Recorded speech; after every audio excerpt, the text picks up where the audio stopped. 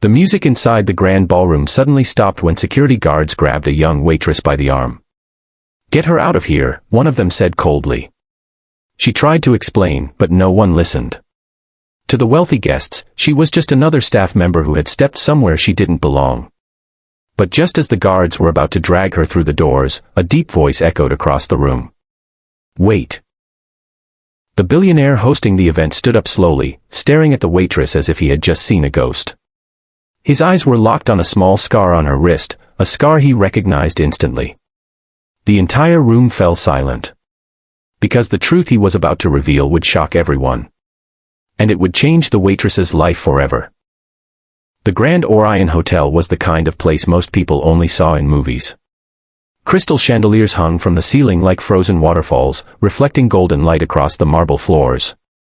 Wealthy guests in elegant suits and glittering gowns filled the ballroom, sipping champagne and laughing beneath the soft music of a live orchestra. Tonight was a very important night. The most powerful billionaire in the city, Daniel Harrington, was hosting a charity gala that had attracted politicians, celebrities, and business leaders from across the country. But in the busy kitchen behind the ballroom, none of that glamour mattered. Emily Carter hurried between tables with a tray of drinks in her trembling hands. She had been working 2 jobs for almost 3 years. After her mother passed away and medical bills piled up, Emily had taken whatever work she could find. Waitressing at the Orion Hotel wasn't glamorous, but it paid enough to keep her tiny apartment and help support her younger brother in college. Emily was known among the staff as the quiet one. She rarely spoke unless spoken to, but she worked harder than anyone else. "Table 7 needs more champagne," the manager barked. "Yes, sir," Emily replied softly. She rushed to refill glasses while trying not to bump into the elegantly dressed guests who barely noticed her existence. To them, she was invisible. But tonight felt different. Something strange had been happening since she arrived for her shift. The manager seemed unusually nervous. Security guards were everywhere, watching the staff closely. As Emily approached a table near the center of the ballroom, she accidentally overheard 2 guests whispering. "That's him," one said quietly. "The man by the stage.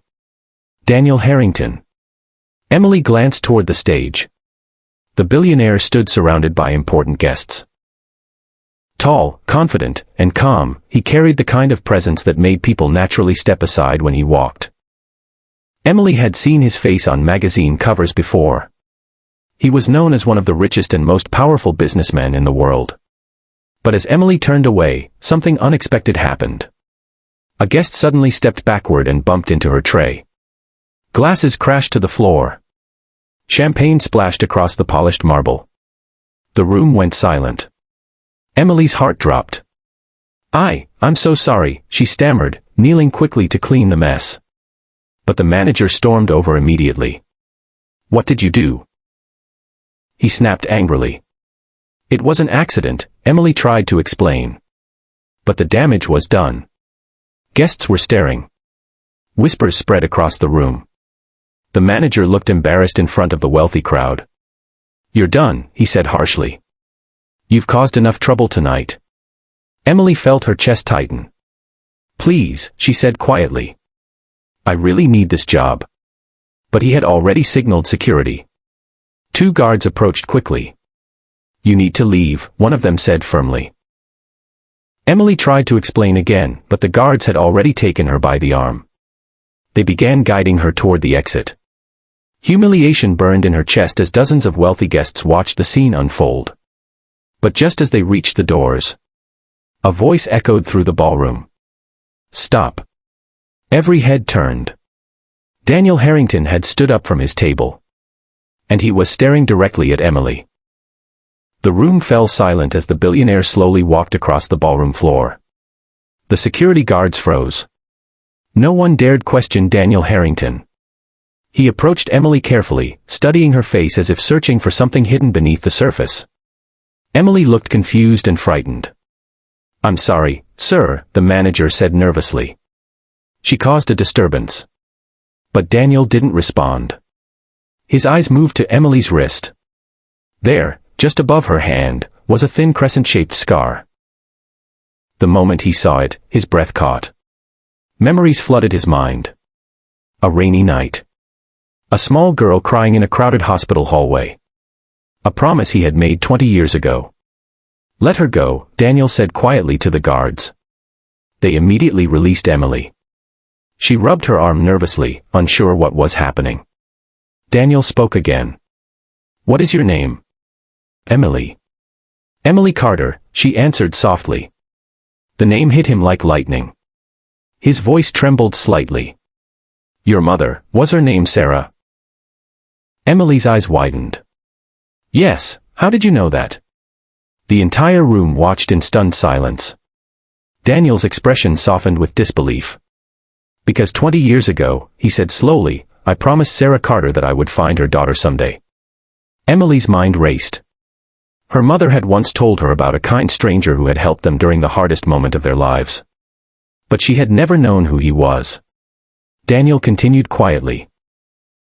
"When your mother was sick, I helped pay for her treatment. But when the hospital transferred her, I lost contact with both of you." Emily felt tears forming in her eyes. "My mother always said someone saved our lives back then," she whispered. Daniel nodded slowly. "And I never stopped wondering what happened to you." The ballroom was completely silent now. The same guests who had watched Emily being dragged out only minutes earlier were now witnessing something unbelievable. Daniel turned to the manager. "Did you fire her?" The manager swallowed nervously. "Yes, sir." Daniel's voice was calm but firm. "Then let me correct that mistake." He looked back at Emily. "From today onward, you won't be serving tables here." Emily looked confused. "What do you mean?" Daniel smiled gently. "You'll be helping me run the foundation your mother inspired." Gasps spread across the room. Emily stared at him in shock. "My mother inspired a foundation?" Daniel nodded. The Harrington Hope Foundation was created to help families who can't afford medical care. Emily covered her mouth, overwhelmed with emotion. "I had no idea." Daniel spoke softly. "Your mother's courage changed my life. Now I want her daughter to help me change the lives of others." Tears rolled down Emily's cheeks as the room slowly filled with applause. The same people who had looked down on her minutes earlier were now standing in respect. But the most powerful moment came when Daniel said quietly, "Sometimes the people the world tries to push out are the very ones who were meant to change it." And for the first time in years, Emily felt hope.